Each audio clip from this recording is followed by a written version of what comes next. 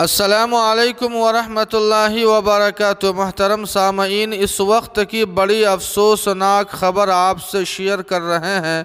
یوگی کے حکم پر دیوبند میں ATS کمانڈو سینٹر بنایا جائے گا۔ جی ہاں سامعین، آپ کو بتلا دیں کہ طالبان کے برسری اقتدار آنے کے بعد یوگی حکومت نے دیوبند شہر میں ATS کمانڈو سینٹر بنائے جانے کا فیصلہ کیا ہے۔ اس فیصلے پر عمل درآمد بھی شروع ہو چکا ہے۔ یوگی حکومت نے 2000 مربع میٹر زمین ATS کو الاٹ کر دی ہے۔ دیوبند میں ATS سینٹر بنانے کا کام تیزی سے شروع بھی ہو چکا ہے۔ سامعین، آپ کو بتلا دیں کہ دراصل طالبان دیوبندی مسلک کو فالو کرتے ہیں۔ اسی بنا پر میڈیا نیوز چینلوں میں دیوبند کو طالبان سے جوڑ کر دکھایا جا رہا ہے۔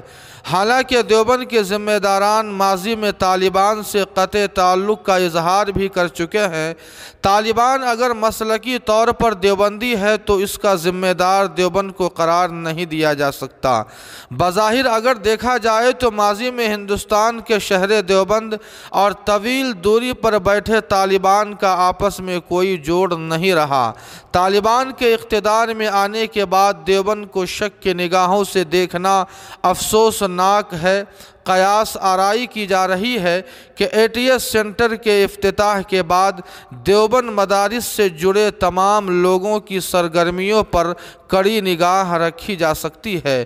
جی ہاں سامعین، دعا فرمائے اللہ پاک دیوبند اور دیوبند سے جڑے تمام مسلمانوں کی حفاظت فرمائے۔ اس خبر کے تعلق سے آپ کی کیا رائے ہے کمنٹ کر کے ہمیں ضرور بتائیں۔ ویڈیو کو لائک اور شیئر کر دیں اور قاسمی GK کو سبسکرائب کرنا نہ بھولیں۔ والسلام علیکم ورحمۃ اللہ۔